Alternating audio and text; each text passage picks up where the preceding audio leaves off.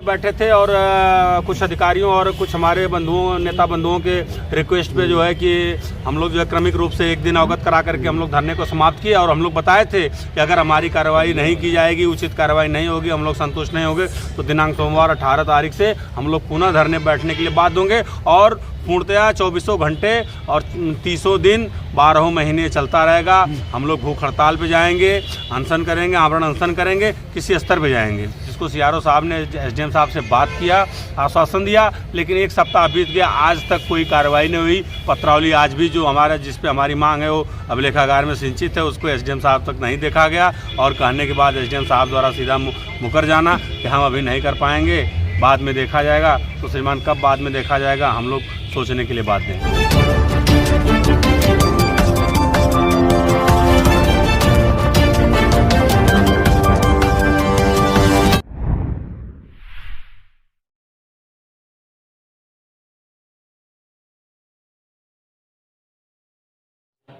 नमस्कार, मैं हूं ज्ञानेंद्र मिश्रा और आप देख रहे हैं शेर-ए-आज़मी न्यूज।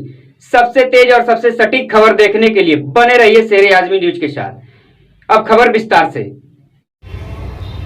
दोस्तों नमस्कार, मैं इस वक्त मौजूद हूँ आजमगढ़ ज़िले में और जो मैं यहाँ खड़ा हूँ अम्बेडकर पार्क में और हमारे ठीक सामने आजमगढ़ कलेक्टेड है जहाँ डीएम साहब का कार्यालय भी है।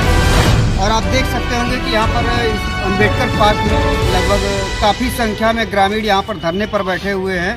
हम इस विषय में चर्चा करेंगे कि ये लोग धरने पर क्यों बैठे हैं, धरना देने का क्या कारण है, लेकिन उस पर थोड़ा सा हम बात करेंगे उससे पहले शासन और सुशासन की। जहाँ उत्तर प्रदेश में भाजपा की सरकार है और केंद्र में भी भाजपा की सरकार है। भारतीय जनता पार्टी लगातार शासन सुशासन की बातें करती चली आ रही है 2017 से, लेकिन वहीं हम आपको बताना चाहेंगे ग्रामीण स्तर पर योजनाएं जो चल रही हैं, जो लोग गरीब हैं उनके साथ किस तरीके से पेपर से लेकर के अन्य भी माध्यमों से छेड़छाड़ इस तरीके की कार्रवाई जो देखने में नज़र आ रही है। अभी कुछ दिन पहले पता चला है कि कुछ कोटेदारों के द्वारा राशन गल्ला वितरण भी नहीं किया जा रहा था। लेकिन ऐसी तमाम समस्याएं जिला कलेक्ट्रेट पे डीएम साहब के कार्यालय पर लोग आकर के दे रहे हैं। उप जिलाधिकारी महोदय तहसील सदर में जा करके लोग अपनी समस्या को बता रहे हैं, लेकिन शायद उनके कागज को लिया जा रहा है और लेकर के रख दिया जा रहा है और वो कहीं ना कहीं कूड़ा फेंकने में वो एक सहभागी बन रहा है वो पेपर। लेकिन यही कारण है कि लोग धरने पे बैठने के लिए बाध्य हो रहे हैं। लोग जो है तमाम जो है आगे कार्रवाई करने के लिए बाध्य हो रहे हैं, क्योंकि बस सबके मुंह से यही बात सुनने को आ रही है कि अधिकारियों को हम लोग संज्ञान में मामला देने के बाद भी समुचित कार्रवाई, उनके विधिक कार्रवाई नहीं की जाती है। थोड़ा सा हम बातचीत करेंगे यहाँ जो लोग धरने पर बैठे हैं। हमारे साथ मौजूद हैं गंभीर वन के प्रधान हैं आशुतोष सिंह। मैं उनसे बात करूंगा और जानूंगा कि यहाँ पर इस ग्रामीणों के साथ धरने पर बैठने का मुख्य कारण क्या रहा है। थोड़ा सा बातचीत होगी और बातचीत में हम लोग ये जानकारी लेंगे। सर अपना परिचय थोड़ा सा दें। जी भाई साहब नमस्कार, मैं पूरे ग्राम सभा की तरफ से आपका धन्यवाद देता हूँ। मैं प्रधानपति आशुतोष सिंह, ग्राम पंचायत गंभीरवन, विकासखंड रानीसराय से। आज आप लोग डीएम कार्यालय के ठीक सामने अम्बेडकर पार्क है, यहाँ काफ़ी संख्या में ग्रामीण इकट्ठा होकर के धरने पर बैठे, आप भी बैठे, क्या कारण है? कारण ये भाई साहब कि हमारे यहाँ जो है सन 70 और 76 और 2003 में 3 बार में जो है कुछ गरीब भूमिहीन किसानों को जो है शासन की मंशा के अनुरूप जो है यहाँ आवंटन किया गया था और वो जो है सन 73 से लेकर के 2018 तक 1918 तक जो हमारा गांव जो है चकबंदी प्रक्रिया में था। और सर जब 2018 में चकबंदी प्रक्रिया के बाहर हुआ तो जो भूमिहीन किसानों का आवंटन था वो उसर खाते की ज़मीन थी, तो उसर खाते की ही रिजर्व की ज़मीन को जो है भूमिहीन किसानों को आवंटन होता है, तो वो उस खाते को जो है कुछ व्यक्तिगत लोगों के इशारे पर उनके बस में होकर के चकबंदी विभाग के कर्मचारियों द्वारा छोड़ दिया गया। और जो पूर्व में हम लोग धरना प्रदर्शन करके, जैसा आप मीडिया बंधुओं को पता होगा कि हम लोग 2015-14 से लेकर के और 2018 तक धरना प्रदर्शन करके जो हमारे यहाँ तमाम फर्जिफिकेशन हुआ था भूमाफियाओं द्वारा, उसको खारिज कराने का काम किया।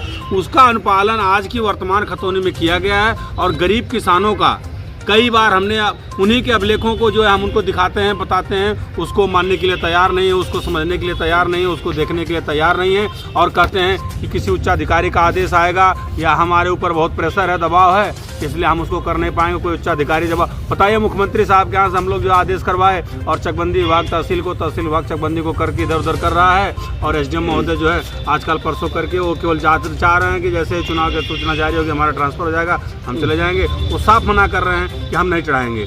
कई बार हम लोग सबको अवगत, आजमगढ़ उप जिलाधिकारी मना कर रहे हैं साहब। जी साफ उन्होंने मना कर दिया कि हम नहीं कर पाएंगे, हमारे ऊपर बड़ा दबाव है। और मैं जानता हूं किसका दबाव है, किसी एक व्यक्ति के हिसाब से शासन प्रशासन नहीं चल रहा है कि हमारे पूज्य योगी आदित्यनाथ जी महाराज का जो है सीधा उनके छवि पे जो है लोग मिटिया मेट करने का अंतिम प्रयास कर रहे हैं, जो कि सरासर गलत है।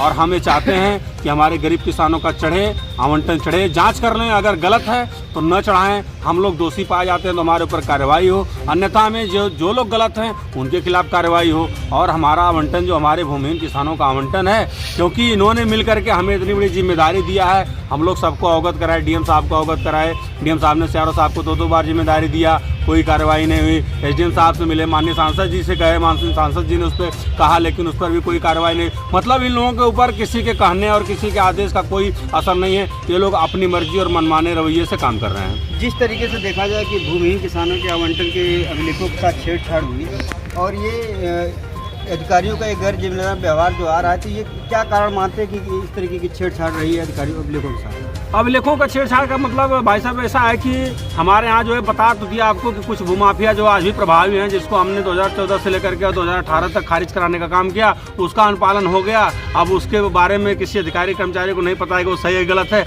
लेकिन जो भूमिहीन किसान है जिसको उन्हीं के आदेश पर अनुपालन किया गया, और सन 73 से लेकर के 18 तक जोड़ लीजिए कि कितना साल हुआ, लगभग 50 वर्ष उसका अनुपालन रहा अभिलेखों में। चकबंदी विभाग का अभिलेख हमारे घर का अभिलेख या किसी के घर का अभिलेख नहीं है, वो भी सरकारी अभिलेख है। और एक तरह से वो भी जननी है, जो चेक और सही गलत करके वो काट करके दे देते हैं काश्तकारों को, वो जन्म जन्मांतर चलता रहता धारा 52 के प्रकाशन के बाद। तो श्रीमान चकबंदी का भी अभिलेख उन्हीं का है, उस पर अनुपालन था।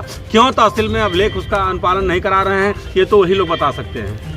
क्या जो है कि ये अगर आपकी मांगें पूरी नहीं होती हैं तो आगे किस तरीके की कार्रवाई के लिए आप लोग बाध्य हैं? हम लोग बाध्य हैं। पिछले बार भी हम लोग 10-15 दिन पहले बैठे थे और कुछ अधिकारियों और कुछ हमारे नेता बंधुओं के रिक्वेस्ट पे जो है कि हम लोग जो है क्रमिक रूप से एक दिन अवगत करा करके हम लोग धरने को समाप्त किया। और हम लोग बताए थे कि अगर हमारी कार्रवाई नहीं की जाएगी, उचित कार्रवाई नहीं होगी, हम लोग संतुष्ट नहीं होंगे, तो दिनांक सोमवार 18 तारीख से हम लोग पुनः धरने बैठने के लिए बाध्य होंगे। और पूर्णतया 24 घंटे और 30 दिन 12 महीने चलता रहेगा।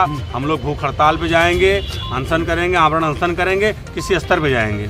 आज आप 18 दिसंबर को यहाँ पर धरना प्रदर्शन कर रहे हैं अम्बेडकर पार्क में, क्या इसकी सूचना डीएम महोदय को, क्या धरने का संज्ञान उन्होंने लिया है? जी हाँ, हम लोग जो है पिछले सप्ताह सोमवार मंगलवार को जो है पत्र देकर के डीएम साहब को अवगत कराए, जिसको सीआरओ साहब ने एसडीएम साहब से बात किया, आश्वासन दिया, लेकिन एक सप्ताह बीत गया, आज तक कोई कार्रवाई नहीं हुई। पत्रावली आज भी जो हमारा जिस पे हमारी मांग है वो अभिलेखागार में सिंचित है, उसको एसडीएम साहब तक नहीं देखा गया। और कहने के बाद एसडीएम साहब द्वारा सीधा मुकर जाना कि हम अभी नहीं कर पाएंगे, बाद में देखा जाएगा। तो श्रीमान कब बाद में देखा जाएगा, हम लोग सोचने के लिए बाध्य हैं। आप लोग यहाँ धरने पर बैठे हैं, क्या उच्च अधिकारियों द्वारा यहाँ आकर के आपकी बातों को संज्ञान में लिया गया, मुलाकात किया गया? जी नहीं, अभी तक हम लोगों से किसी ने कोई संज्ञान, कोई मुलाकात नहीं किया।